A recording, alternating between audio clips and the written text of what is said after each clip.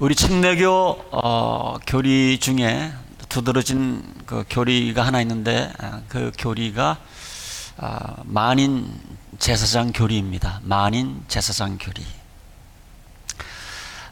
그래서 모든 믿는 자들이 제사장이라는 그런 뜻입니다. 그래서 영어로도 보면 priesthood of all believers라는 귀한 교리를 우리 침례교에서 가르치고 있는데, 교회 처음 나오시는 분들은 이 제사장, 그러니까 좀 익숙치 않은 그런 단어일 수가 있겠죠.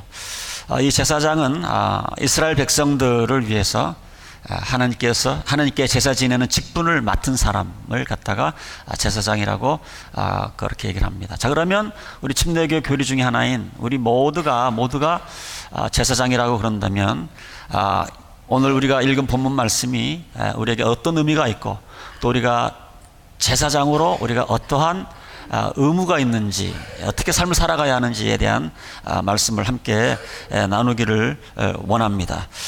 특별히 베드로전서 2장 9절에 보면 두드러지게 그런 말씀을 해주고 있어요. 여러분은 택하심을 받은 왕과 같은 제사장들이다, 이렇게 얘기를 해주고 있는데, 베드로전서는 어떤 목회자들에게 향한 메시지가 아닙니다. 어떤 특수 계급을 놓고 쓴 편지가 아니라 하나님의 자녀가 된 모든 사람들에게 쓴 쓴 편지이기 때문에, 물론 저도 제사장이지만 여러분들도 제사장이라는 사실을 여러분들이 꼭 기억을 하셔야 합니다.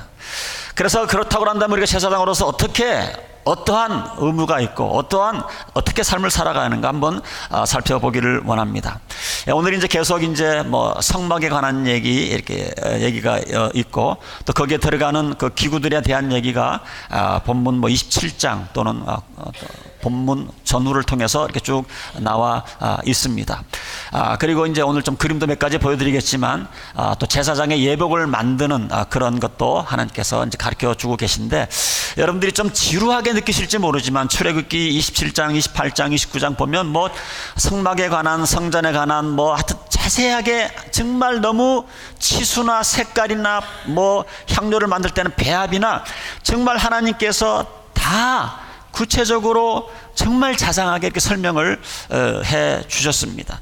그래서 30장 22절 같은 데는 그 성전에서 쓸 향유 같은 거는 얼마나 정확하게 얘기를 했는지 조금만 읽어드리면요, 주님께서 모세에게 말씀하셨다. 너는 제일 좋은 향품을 취하되 순수한 몰약을 500세겔, 향기로운 육개를 그 절반이 250세겔, 향기로운 향초 줄기, 하여튼 이러면서 자세하게 이것을 섞어서 특별한 향료를 만들어라, 이렇게 얘기를 해주고 있습니다. 그래서 여러분들이 좀 이렇게 자세하게 적혀 있을까, 좀 성경을 읽을 때 부담이 될 수도 있지만, 중요한 것은 뭐냐면, 이걸 통해서 확실히 알아야 되는 것은 뭐냐면, 하나님께서는 굉장히 세밀하신 분이고 섬세하신 분이고, 굉장히 우리 인간이 이해할 수 있는 그런 범위 내에서 이렇게 잘 설명하신 것을 보게 됩니다. 헷갈리지 않도록. 더군다나 성전이라고 하는 것은 장차 오실 예수 그리스도를 예표하는 것이기 때문에 중요해서 더 자세하게 설명을 했을 수도 있겠지만, 결국은 이걸 통해서 우리가 받는 교훈이 뭐냐면, 하나님께서는 우리들의 삶의 작은 부분도 굉장히 관심을 가지고 있다는 사실을 우리는 여기에서 우리가 교훈으로 얻어야 됩니다. 그래서 우리가 신앙생활을 하면서 우리가 하나님 앞에 나아갈 때, 하나님 앞에 상의할 때 큰일뿐만이 아니고 아주 작은 일이라 할지라도 여러분들 하나님 앞에 상의하는 그런 습관을 키우는 거, 여러분들 신앙생활에 굉장히 도움이 됩니다. 저도 신앙생활 처음 할 때는 큰 것만 하나님 앞에 가지고 나갔어요. 큰 문제만 하나님 앞에 가지고 나갔어요. 요즘은요, 미주알 고주알 아주 그냥 제가 다 하나님 앞에 아주 습관이 돼버렸어요. 그렇게 다 하나님 앞에 묻고, 때로는 눈 뜨면서도 묻고, 때로는 짤막하게 5초 안에, 정말 30초 안에, 때로는 10분 안에 이렇게 하나님 앞에 묻고 결정하고 그런 것들을 보게 되어지는데, 그런 성경적인 백그라운드가 어디 있냐면, 오늘 하나님께서 이렇게 자세하게 이 성막을 어떠한 모습으로 이렇게 만들으라고 하는 이런 모습을 보면서 우리는 그런 것을 우리가 캐치할 수가 있습니다. 우리가 개인 생활에서도 그럴 수가 있어요. 사실은 조금만 어떤 비즈니스를 하면 사장이 다 하지만, 좀 큰 비즈니스가 되어서, 큰 회사가 되어서 CEO만 되면 밑에 사람들이 다 이렇게 알아서 하고 파트별로 하니까 하나님도 그럴 거라고 생각을 하기가 쉽습니다. 그러나 아니에요. 우리 하나님은 우리의 삶 가운데 정말 세세한 모든 부분까지도 하나님은 관여하고 계신다는 사실을 우리가 꼭 기억을 해야 됩니다. 자, 여러분, 이거는 신앙생활에 굉장히 중요한 겁니다. 우리 하나님께서는 삶의 작은 부분에도 관심이 있다라고 생각을 하고 신앙생활하는 거하고, 하나님은 큰 것만 관심이 있다라고 생각하는 거하고는 여러분들 신앙생활에 하늘과 땅 차이예요. 우리가 벌써 조금 신경을 써야 될 것이 숫자가 늘고 점점 똑같은 신경을 써주지를 못하고 그렇게 되면 점점 관심도가, 우리 사람은 줄어들지만 하나님은 그렇지 않으세요. 하나님은 그렇지 않습니다. 아무리 인구가 많고 아무리 하나님의 자녀가 이 땅에 많이 있다 할지라도 하나님은 전능하시고 전지하신 분이기 때문에 얼마든지 여러분들의 그 세밀한 부분까지도 하나님은 돌볼 수 있다는 사실을 여러분들이 기억을 하셔야 여러분들이 신앙생활이 참 재밌습니다. 재밌고 감격이 있게 되는 거예요. 그래서 우리는 나는 돌봐야 될 것이 많을 때는 한계가 있지만 우리가 섬기는 하나님은 그렇지 않다라는 사실을 여러분들이 기억할 필요가 있습니다. 여러분들 그 말씀 기억나십니까? 예수님께서 뭐라고 그랬어요? 하나님께서는 내 머리털까지도 헤이신다 이렇게 얘기를 하신 이유가 뭡니까? 사람으로는 할 수가 없죠. 우리가 머리털을 우리가 세는 거 쉽지가 않습니다. 그러나 하나님은 우리의 머리털까지도 세시는 거예요. 오늘 여러분들이 샤워하고 나오셨겠지만 오늘 샤워하면서 정말 머리털이 몇 개 빠졌는지 하나님은 다 알고 계신다는 거예요. 그래서 우리가 하나님께 생활에 큰 것만이 아니라 작은 것도 하나님 앞에 가지고 나서 은원 드리고 하는 이런 습관을 여러분들이 들이셔야 됩니다. 제가 우리 성도님들 가만 보니까 그러질 못한 것 같아요. 하나님이 뭐 그런 것까지도 관심을 가지실까? 그러지 않습니다. 그러지 않아요.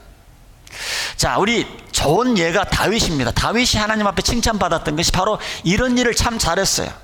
한 가지 예만 들어드리면 사무엘상 30장에 보면 다윗이 여러분 잘 아시는 대로 사울 왕의 질투를 받아서 이제 그 블레셋 왕에게 가서 이제 몸을 의탁하고 그러면서 거기서 이제 전쟁을 치르게 되는데, 전쟁을 나갔다 와 보니까 다윗 아내와 장군들의 아내와 또 뭐 하여튼 이런 그 아내들이 다 그 아말렉 군대에서 집 불태워지고 그 아내들이 그 다음에 자식들까지 다 포로로 잡아간 겁니다. 그러니까 포로로 잡아가서 종으로 부려먹든지 팔아먹든지 하려고 다 잡아간 거예요.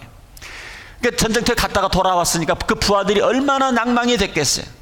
그러니까 이런 낭망이 되면 항상 이제 지도자에게 이제 손가락질을 하는 거죠. 그래서 막 그 부하들이 막 화가 나가지고 다윗에게 돌로 치려고 그럽니다. 사무엘상 36절에 보니까 군인들이 저마다 아들, 딸을 잃고 마음이 아파서 다윗을 돌로 치자고 말할 정도였어요. 그러니까 얼마나 다윗이 곤경에 빠졌겠습니까?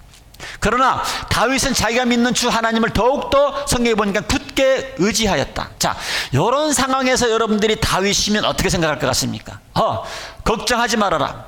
하나님이 우리와 함께 계시니까 쫓아가서 우리 아내들과 또 우리 아내들과 자식들을 데려간 그 사람들을 멸하러 가자, 이러면서 금방 나갔을 것 같아요. 그러나 다윗은 그러진 않았습니다. 사무엘상 30장 8절에 보니까 그 순간에도 다급한 상황에도 하나님께 다윗이 여쭤보는 것이 나옵니다. 다윗이 주님께 문의하였다. 영어로 보니까 David inquired of the Lord 이렇게 써 있어요.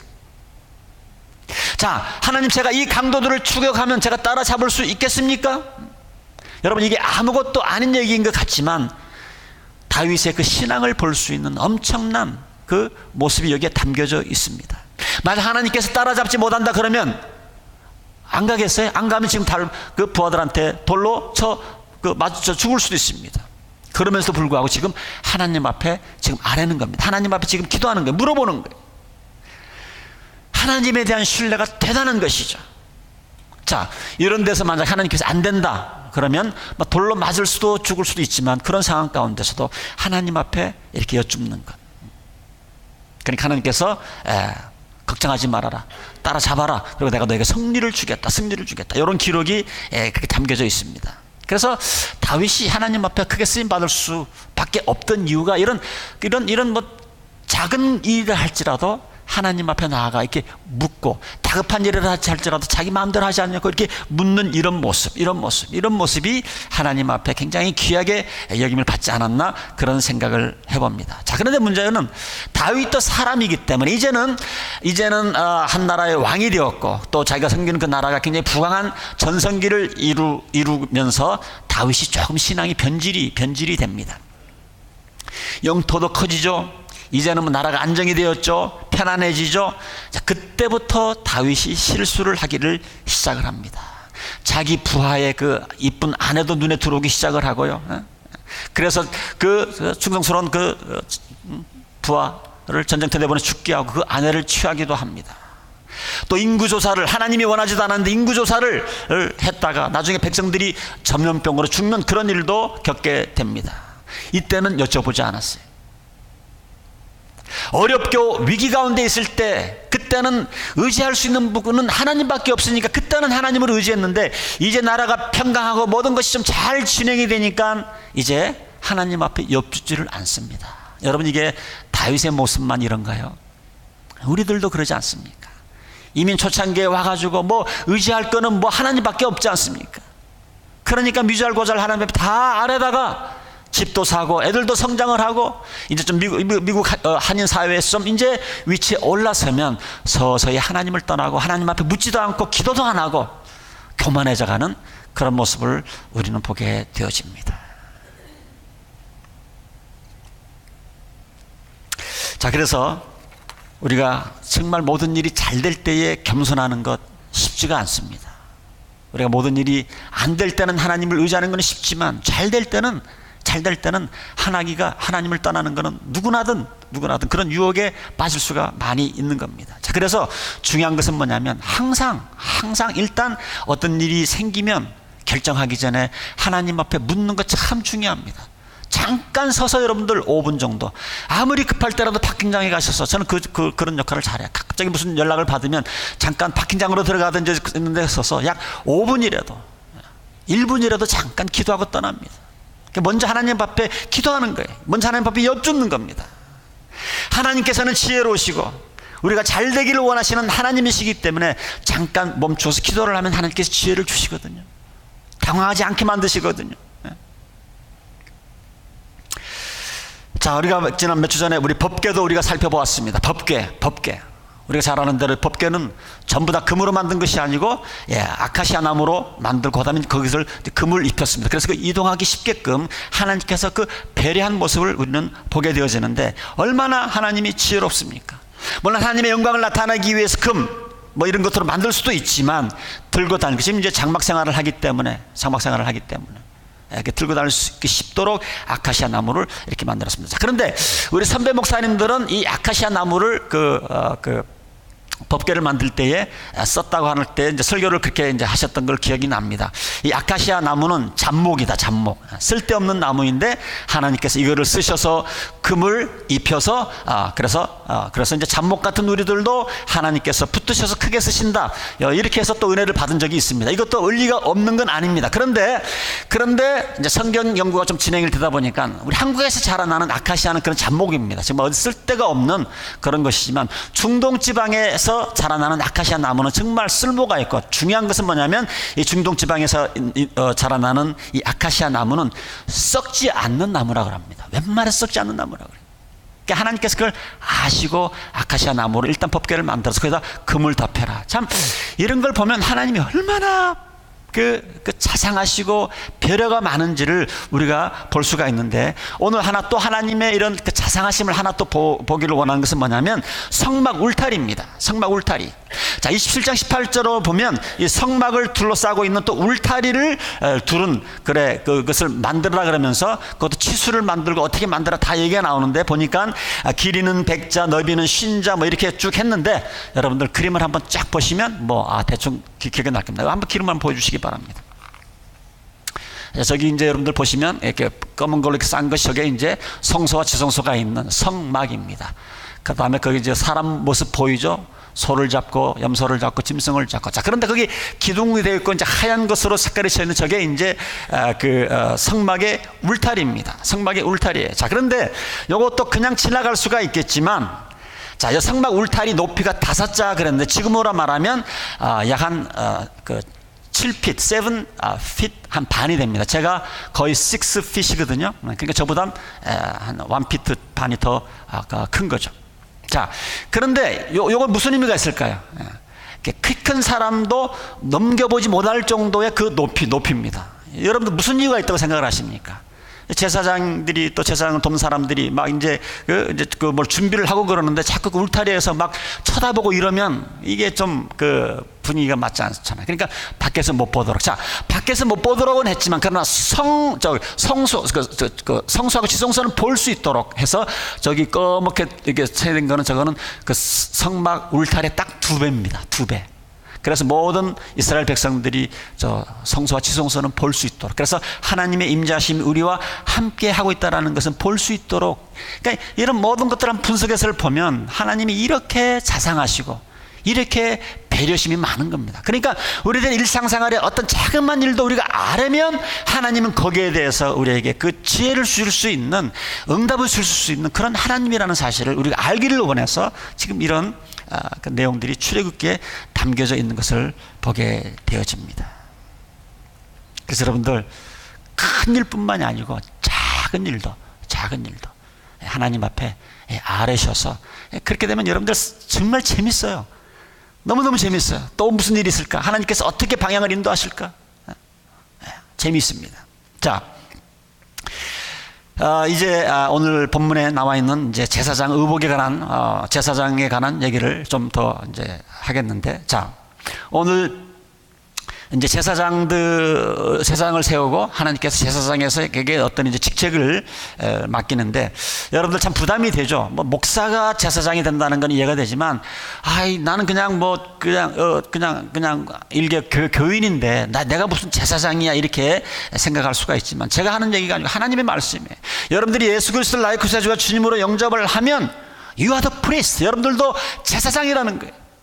제사장이라는 거예요.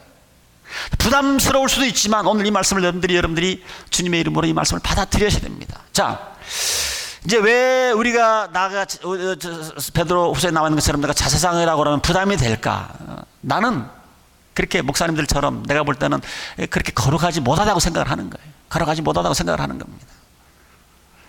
그래서 목회자나 인격적으로 훌륭한 사람만 제사장이 될 수가 있지, 나는 아니다라고 여러분들이 지나갈 수도 있지만, 여러분들 그렇게 되면 여러분들 하나님 말씀대로 살아가지 못하는 겁니다. 자, 그런데 중요한 것은 여기서 뭐냐면, 제사장이 되는 것은 여러분 인격적으로 훌륭하고 그 사람이 좀 거룩해서 제사장이 되는 게 아니에요. 하나님의 부르심이 있느냐 없느냐, 이게 중요한 겁니다. 목사님들이 시치를 할 때 가장 중요하게 보는 게 이게 문제예요. 인격도 중요하고 그분이 얼마만큼 거룩한 삶을 살아가는 것도 중요하지만, 그것보다 더 중요한 것이 뭐냐면 하나님의 부르심이 있느냐라는 거예요. Is there God's calling? 하나님의 부르심이 있느냐? 이게 없으면 그 사람이 아무리 거룩하게 살아도 주의 종이 될 수 없는 거거든요. 그래서 여러분들 혹시 주위에 저 사람이 분명히 목회자인데 선교사인데 인격이 나보다 떨어지고 덜 거룩하다 하더라도 여러분들 그 사람들 정죄하면 안 됩니다. 인격적으로 덜 떨어지고 덜 거룩하지만 하나님의 부르심이 있다고 그러면 하나님의 종이에요. 하나님의 종이에요. 그 사람들을 여러분들이 손가락질하고 정죄하는 일 안 되는 일입니다. 오늘 제사장에 속하는 그 아론과 후손들도 마찬가지입니다. 재밌는 거는 쭉 보시면요, 이분들이 제사장으로 하나님의 부르심을 받았지만 먼저 너희들 죄부터 먼저 속죄함을 받아라, 이렇게 해서 이 사람들이 그 백성들의 죄를 가지고 들어가기 전에, 구하기 전에 먼저 자기 자신들의 그 죄를 용서함 받는 그런 장면들이 29장 이제 1절부터 보면 쭉 나와 있어요. 조금만 읽어드리면, 나를 섬기는 제사장을 거룩히 구별하여 세우는 절차는 이러하다. 수송아지 1마리와 순양 2마리를 흠없는 것으로 골라라. 그리고 이러면서 쭉 나오면서 이제 이런 거를 통해서 제사를 드릴 사람들이 먼저 죄 용서함을 받으라는 거예요. 이 사람들도 죄인이기 때문에 제사장이지만 이런 제사를 드리기 전에는 자기 자신의 죄를 속죄하며 제사를 지내야 된다, 이렇게 말씀을 하고 있는 겁니다. 그래서 아론과 그 자손들이 제사장의 사역을 시작할 때는 시작하기 전에 꼭 피를 뿌립니다. 저도 이제 예배를 인도하기 전에 제 사무실에서 나오기 전에 꼭 기도를 하고 나옵니다. 예, 거기도 제 잘못을, 죄를 용서함 깨끗이 받고 오늘 예배를 잘 인도할 수 있도록, 하나님의 말씀을 잘 증거할 수 있도록 늘 기도하면서 나오게 됩니다.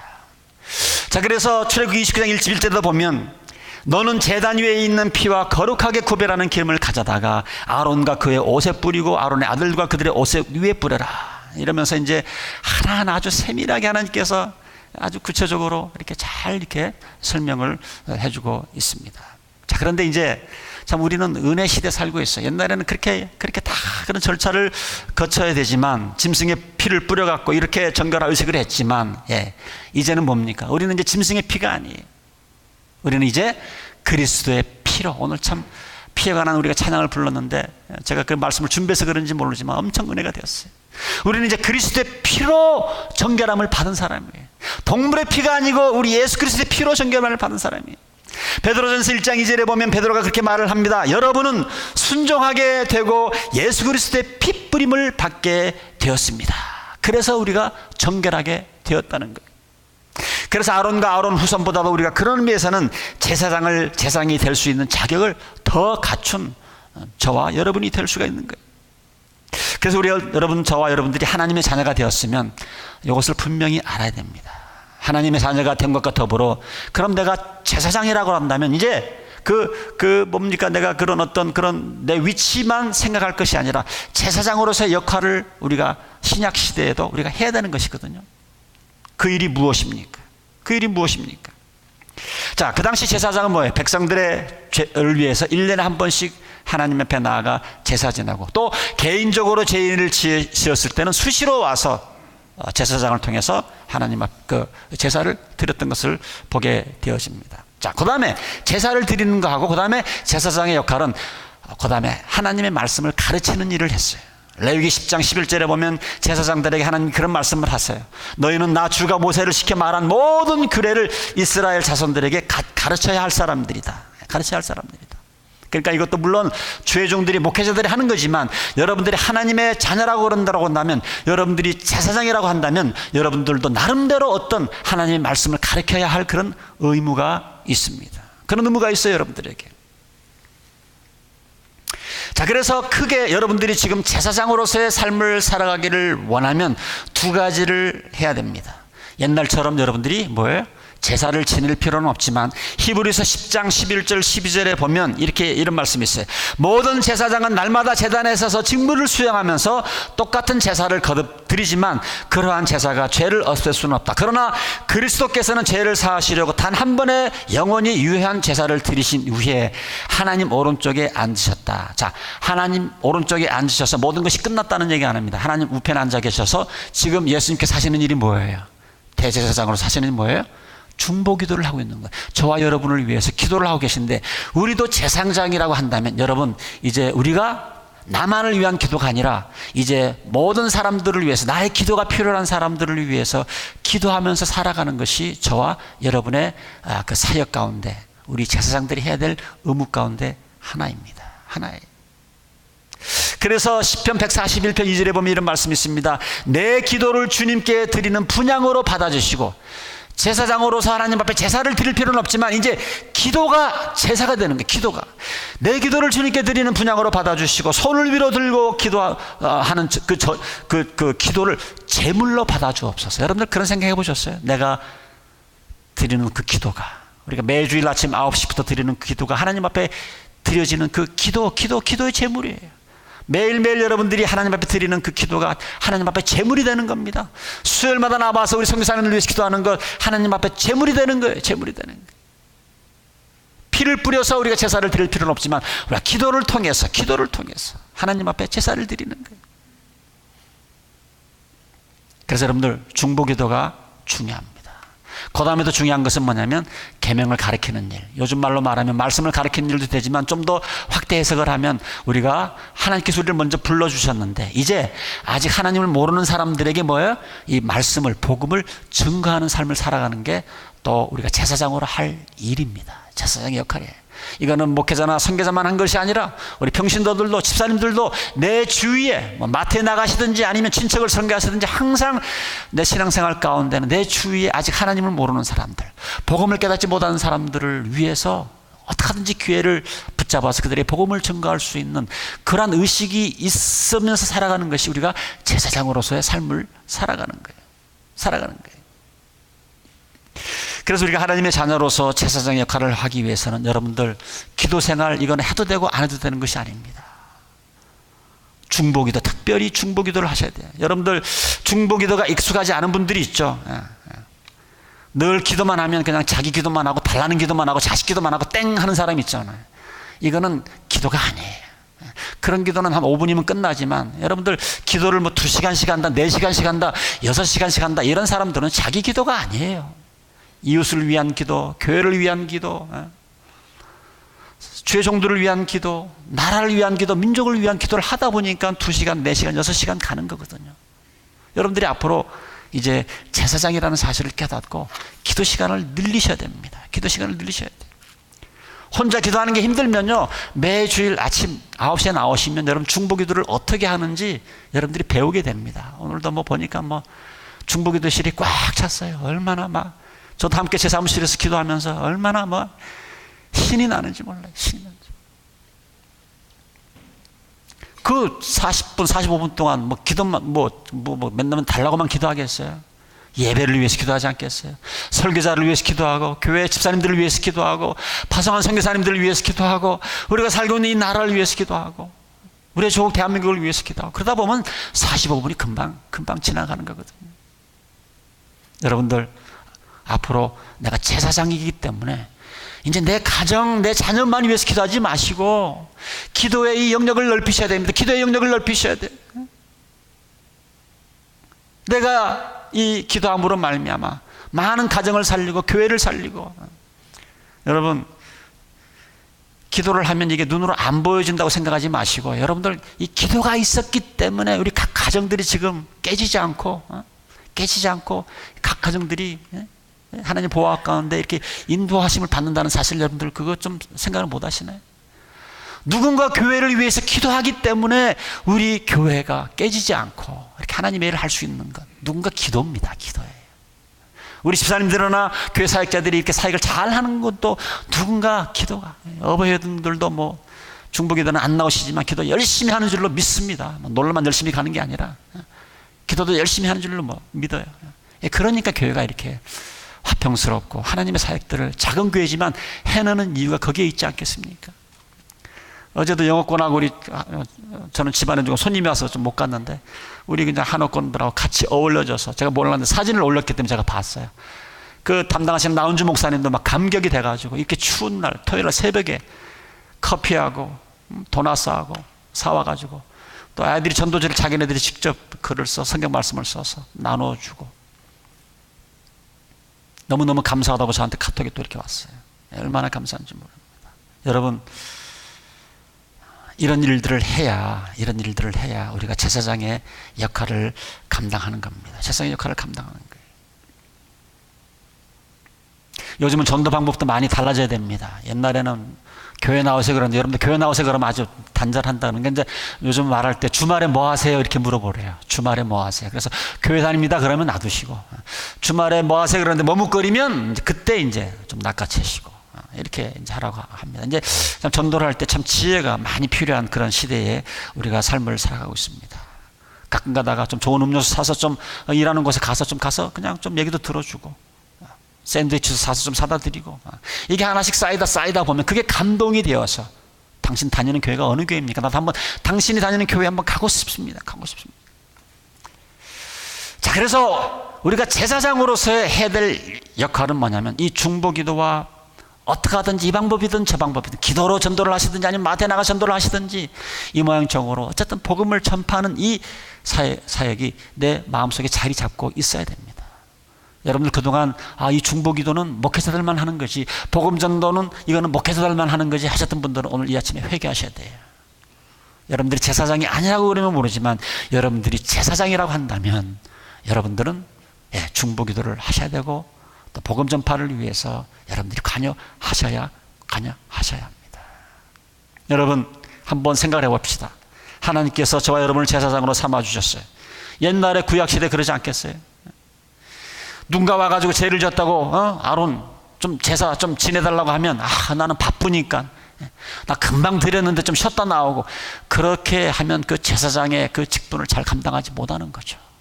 누군가 와서 제사를 드려달라 그러면 아무리 피곤하고 힘들어도 제사를 드려줘야 되는 게 제사장의 할 일이거든요. 그래서 여러분들 중보기도, 복음 전파하는 일, 전도에 관여하는 일, 선교에 가는 일, 이거는 옵션이 아니에요. 이걸 부담이나 짐으로 생각해서는 안 됩니다. 자, 이제 마지막으로 우리 제사장의 옷을 한번 여러분들에게 보여드리겠는데요. 자, 이 제사장의 그 옷 입은 거 보시면, 저는 저 그림을 쫙 보면서 이거 나보고 저런 옷 입고 목회하라 그러면 나는 못할 것 같은데, 어쨌든 옛날에는 저렇게 옷을 입고 제사장 역할을 했습니다. 자, 좀 화려하죠. 굉장히 화려합니다. 저기 다 보면 이게 뭐 금은으로 막 보석으로 치장을 하고 하니까 다 이렇게 세밀하게 이렇게 했는데, 자, 이렇게 제사장의 옷이 이렇게 좀 화려한 것은 뭐냐면, 무엇을 가르쳐 주고 있냐면, 하나님의 사역은, 제사장의 사역은 영광스러운 사역이다라는 것을 하나님께서 보여주시기를 원했던 거예요. 그래서 목회자뿐만이 아니고 선교사뿐만이 아니고 여러분들이 제사장으로서의 어떤 사역을 감당을 하게 되어지면 그 사역은 영광스러운 사역이다라는 사실을 여러분들이 알으셔야 됩니다. 특별히 제사장의 옷을 만드는 거 보면 굉장히 고급으로 만들었어요. 아주 좋은 천으로 금과 은, 청색실, 홍색실, 옛날에는 이 컬러풀한 옷은요 굉장히 비싼 사람들만 해서 입을 수가 있는 것이거든요. 네 줄 보석을 받고 홍보석, 황옥, 추역 하여튼 이렇게 바꿨습니다. 굉장히 찬란하고 고급스러워 보입니다. 자, 이것은 뭐냐면 제사장의 사역, 저나 여러분들이 제사장으로서의 사역을 감당하면 그 사역이 굉장히 영광스러운 것이다, 하나님 앞에서 빛이 나는 사역이다라는 것을 보이기 위해서 그런 거예요. 저기 지금 이 가슴에는 다 보석입니다. 그리고 그 밑에 그 에봇이 있고, 그 다음에 파란 거 제일 밑에 보면 그 동글동글한 게 많이 있는데 그건 방울이에요. 그래서 지성소에는 제사장밖에 못 들어갔는데 죄를 용서받지 못하고 들어가면 그냥 죽었어요. 그러면 제사장이 왔다 갔다 하면 종소리가 들리는데 안 들리면 죽은 거예요. 그러면 이제 끄집어냅니다. 밧줄을 끊어냅니다. 자, 오늘 우리가 이 제사장의 이 교리를 우리가 마음판에 새게 됩니다. 그래서 여러분들 중보기도 사역과 전도 사역을 부담으로 느끼면 안 됩니다. 굉장히 큰 용감된 사역이라는 사실을 여러분들이 아셔야 됩니다. 아셔야 돼요. 그래서 여러분들의 기도를 통해서 많은 과정이 회복되어지고, 여러분들 기도를 통해서 우리 자녀들이 비뚤어지지 않냐고 옳은 길로 나아가고, 여러분들의 기도로 말미암아 각 교회들이 반석 위에 서가고 하나님의 사역들을 감당을 하고, 이러한 일들이 여러분들의 그 기도를 통해서 일어나게 되어 있는 겁니다.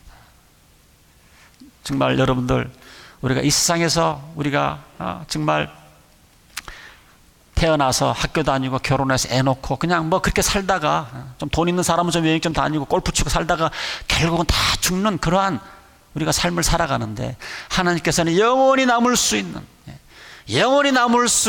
이 사역에 하나님께서 저와 여러분을 초청해서 우리가 이 사역을 감당할 수 있게 해주신 것, 여러분들이 감사하게 생각하셔야 돼요. 감사하게. 우리가 이웃에게 영향을 미칠 수 있는, 영원히 남을 수 있는, 하나님이 보시기에 찬란한 영광스러운 사역을 할 수 있는 그 길을 저와 여러분들에게 주셨는데, 여러분들 한 분도 복음 전하는 일, 기도하는 일을 부담으로 생각하면 안 됩니다. 다시 한번 말씀드리지만, 제사장의 사역이 없었으면 그냥 태어나서 밥 먹고 뼈 빠지게 애들 키우다가 죽는 거예요. 그런데 우리가 이 세상에서 흔적을 남길 수 있는 사역을 주셔서 얼마나 감사합니까? 이게 제사장의 사역입니다. 지금은 잘 안 보이지만 나중에 하늘나라 가서 보니까 여러분들의 기도한 것들이 다 열매 맺은 것들을 다 보게 될 거예요. 다 보게 될 겁니다. 다 보게 될 거예요.